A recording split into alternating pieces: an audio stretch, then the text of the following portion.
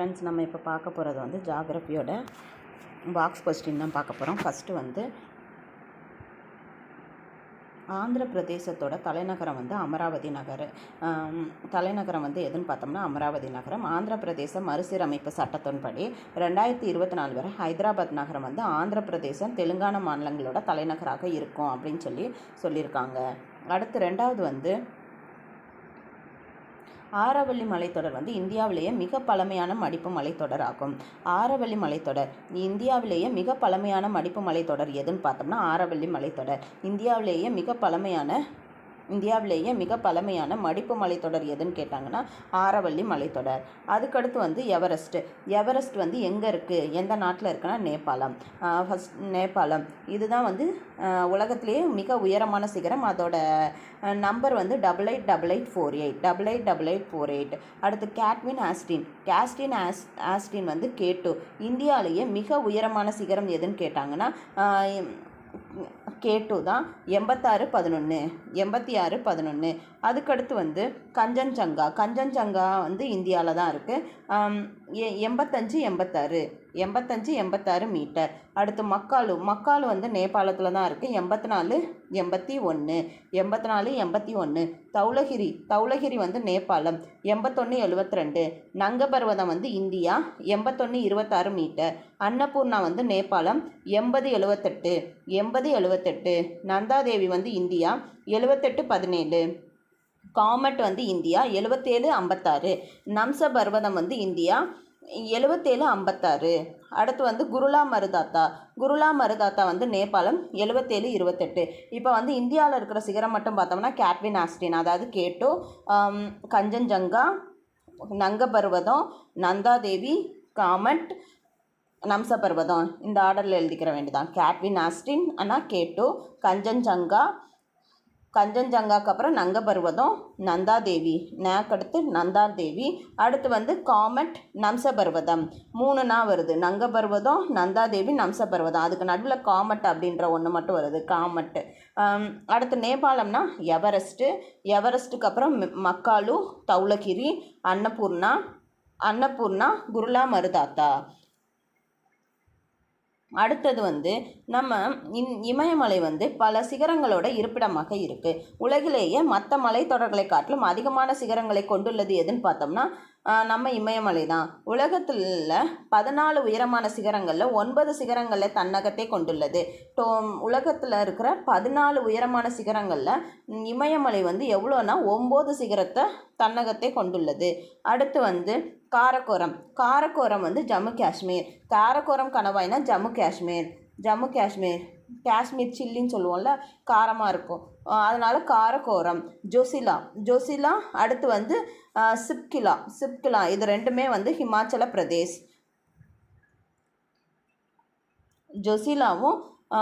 ஜொசிலாவும் சிப்கிலாவும் வந்து ஹிமாச்சல பிரதேசம். பொமிடிலா கணவாய் வந்து அருணாச்சல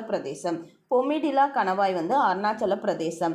அடுத்து நாதுலா, ஜெலிப்லா கணவாய் வந்து சிக்கிம். இமயமலையோட முக்கியமான கணவாய்கள் எதுன்னு பார்த்தோம்னா காரக்கோரம், ஜொசிலா மற்றும் சிப்கிலா. அடுத்து பொமிடிலா, நாதுலா மற்றும் ஜெலிப்லா. காரக்கோரம்னா ஜம்மு காஷ்மீர், ஜொசிலா சிப்கிலா வந்து இமாச்சல பிரதேசம், பொமிடிலானா அருணாச்சல பிரதேசம், நாதுலா ஜெலிப்லா கணவாய் வந்து சிக்கிம். இதெல்லாம் வந்து இமயமலையோட முக்கியமான கணவாய்கள். அதே மாதிரி பாகிஸ்தானையும் ஆப்கானிஸ்தானையும் இருக்கிறது வந்து கைபர் கணவாய். அதே மாதிரி பாகிஸ்தானில் இருக்கிறது வந்து எதுன்னு பார்த்தோம்னா போலன் கணவாய். பாகிஸ்தானையும் ஆப்கானையும் இணைக்கிறது வந்து எதுன்னு பார்த்தோம்னா கைபர் கணவாய். பாகிஸ்தானில் இருக்கிறது வந்து போலன் கணவாய். இந்திய துணைக்கண்டத்தில் இருக்கிற முக்கிய கணவாய்கள் இதெல்லாம். அடுத்து நமக்கு இமயமலையோட முக்கியத்துவம். தென்மேற்கு பருவக்காற்றை தடுத்து வட இந்திய பகுதிகளில் கனமழையை கொடுக்கிறது. இமயமலை இருக்கிறனால தான் நமக்கு வந்து தென்மேற்கு பருவக்காற்றை இந்தியாவில் தடுத்து அது வட இந்திய பகுதிக்கு வந்து கனமழையை நமக்கு கொடுக்குது. இந்திய துணைக்கண்டத்திற்கு இயற்கை அரணாக விளங்குவது எதுன்னு பார்த்தோம்னா இமயமலை. வற்றாத நதிகளோட பிறப்பிடம் இமயமலை. என்னென்னா சிந்து, கங்கை, பிரம்மபுத்திரா மற்றும் பிற ஆறுகள். இயற்கை அலைகோட காரணமாக வடக்கு மலைகள் சுற்றுலா பயணிகளோட சொர்க்கம். வடக்கு மலைகள் வந்து சுற்றுலா பயணிகளோட சொர்க்கமாக திகழ்கிறது காரணம் இயற்கை அழகின் காரணம். அடுத்து வந்து பல கோடை வாழிடங்களும் புனித தலங்களான அமர்நாத், கேதார்நாத், பத்ரிநாத், வைஷ்ணவி தேவி கோயில்களும் இந்த மலைத்தொடரில் இருக்குது. பல கோடை வாழிடங்களும் புனித தலங்களான அமர்நாத், கேதார்நாத், பத்ரிநாத் மற்றும் வைஷ்ணவி தேவி கோயில்களும் இந்த மலைத்தொடரில் இருக்குது. வனப்பொருட்கள் சார்ந்த தொழிலகங்களுக்கு மூலப்பொருட்களை அளிப்பது எதுன்னு பார்த்தோம்னாலும் இமயமலை. வனப்பொருட்கள் சார்ந்த தொழிலகங்களுக்கு மூலப்பொருட்களை அளிப்பதுனாலும் நம்ம இமயமலை. மத்திய ஆசியாவிலிருந்து வீசும் கடும் குளிர்காற்றை தடுத்து இந்தியாவை குளிர்லேருந்து பாதுகாக்கிறது. மத்திய ஆசியாவிலேருந்து வீசுகிற கடும் குளிர்காற்றை தடுத்து இந்தியாவை குளிர்லேருந்து பாதுகாப்பதுனால இமயமலை. இமயமலை பல்லுயிர் மண்டலத்துக்கு பெயர் பெற்றவை. பல்லுயிர் மண்டலத்துக்கு பெயர் பெற்றவை. அடுத்து இமயமலையோட நீள்வெட்டு பிரிவுகள், அதாவது காஷ்மீர், பஞ்சாப், ஹிமாச்சல பிரதேசம்.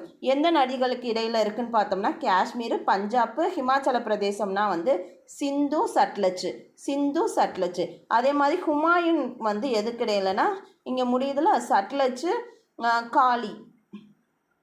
அடுத்து மத்திய நேபாள மலைகள், இமயமலைகள்னா காளி, திஸ்தா ஆறுகளுக்கு இடையே அமைஞ்சிருக்கு. அசாம் கிழக்கு மலைகள் எங்கே இருக்குன்னா திஸ்தா, திகாங் ஆற்றுகளுக்கு இடையே அமைஞ்சிருக்கு. காஷ்மீர், பஞ்சாப், இமாச்சல் இமயமலைகளுக்கு இடையில் இருக்கிற இது எதுன்னு பார்த்தோம்னா எந்த நதிகளுக்கு இடையே இந்த காஷ்மீர், பஞ்சாப், இமாச்சலம் இமயமலைகள் இருக்குன்னா சிந்து சட்லஜ். ஹுமாயூன் இமயமலைகள் எந்த நதிகளுக்கு இடையே இருக்குன்னா சட்லஜ், காளி. மத்திய நேபாள இமயமலைகள் எந்த ஆறுகளுக்கு இடையே இருக்குன்னா காளி, திஸ்தா. அடுத்து அசாம் கிழக்கு இமயமலைகள் திஸ்தா மற்றும் திகாங் ஆறுகளுக்கு இடையே அமைஞ்சிருக்கு. அடுத்து வட இந்திய பெரும் சமவெளியை காலநிலை மற்றும் நிலப்பரப்பின் பண்புகளை கொண்டு 4 வகையாக பிரிக்கலாம். அது என்னென்னு பார்த்தோம்னா ராஜஸ்தான் சமவெளி, பஞ்சாப் ஹரியானா சமவெளி, கங்கை சமவெளி, பிரம்மபுத்திரா சமவெளி. ஃபஸ்ட்டு ராஜஸ்தான் சமவெளினா ஆரவல்லி மலைத்தொடருக்கு மேற்குள்ள ஏறத்தாழ எவ்வளோ பரப்பளவுன்னு பார்த்தோம்னா 1,75,000 சதுர கிலோமீட்டர் பரப்பளவு. இது லூனி மற்றும் மறைந்து போன சரஸ்வதி ஆறுகளோட படிவுகளால் உருவாகி இருக்கு. பல உப்பு ஏரிகள் ராஜஸ்தான் சமவெளியில் காணப்படுகின்றன. ஜெய்ப்பூருக்கு பக்கத்தில் இருக்கிற சாம்பார் ஏரி அல்லது புஷ்கர் ஏரி இதில் குறிப்பிடத்தக்கது.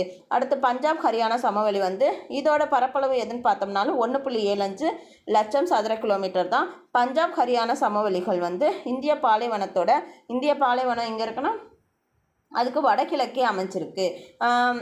இந்த சமவெளி சட்லஜ், பியாஸ், ராவி ஆறுகளினால் ஏற்படும் படிவுகளால்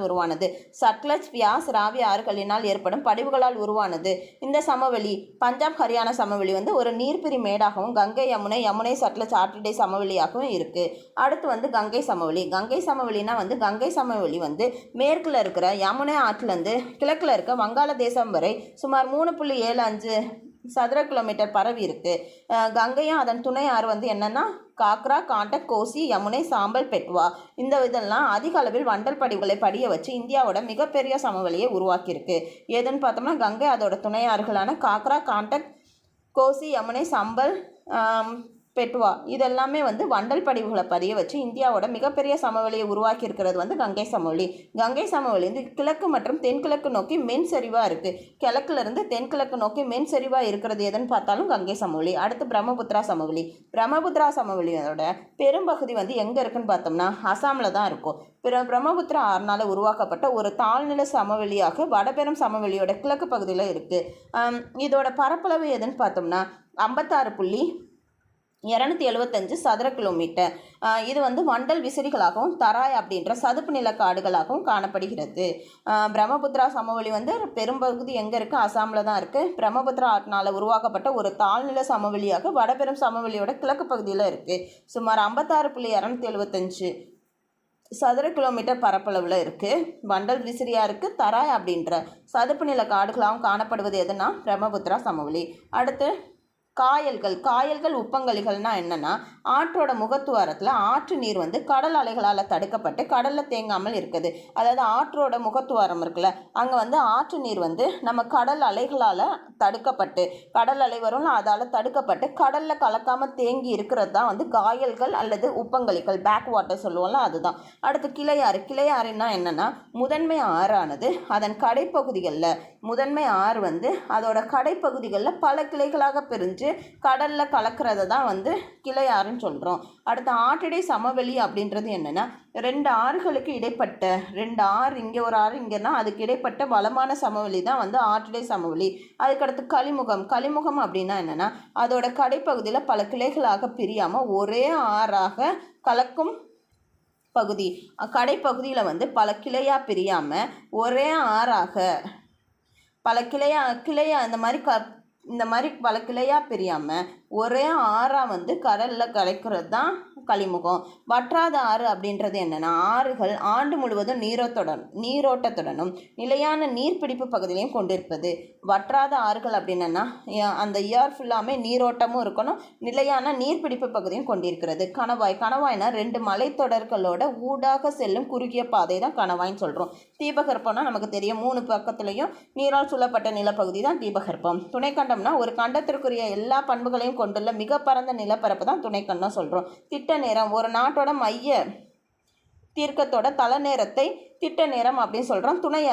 துணையாறு அப்படின்னா ஒரு சிற்றோடை அல்லது ஆறானது முதன்மை ஆற்றோட வந்து சேருது. இந்த ஒரு சிற்றோட இல்லை ஆறு வந்து முதன்மை ஆற்றோட சேர்றதா வந்து துணையாறுன்னு சொல்கிறோம்.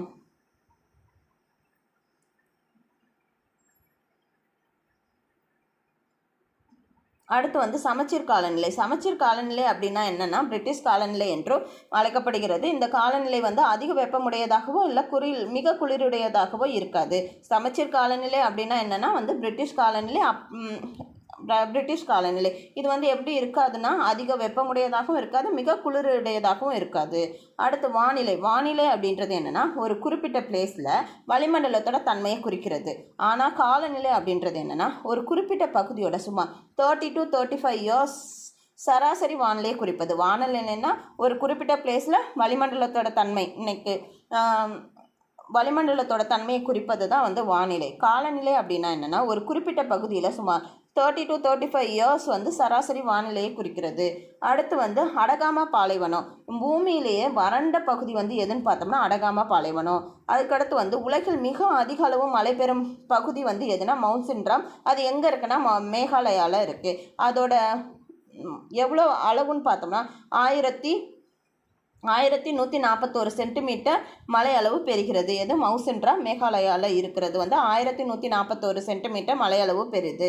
அடுத்து வந்து நீலகிரி வரையாடு வந்து ஒரு முக்கிய அச்சுறுத்தலை எதிர்கொள்கிறது. தொடர்ச்சியான வேட்டையாடுதல், யூக்லிப்டஸ் சாகுபடி பண்ணுதல் இதெல்லாம் அதனுடைய இருப்பிடத்தை பாதிக்கிறது. அதனால் நீலகிரி வரையாடுகளோட எண்ணிக்கை கம்மியாகுது. நீலகிரி வரையாடு வந்து ஒரு முக்கிய அச்சுறுத்தலை எதிர்கொள்கிறது.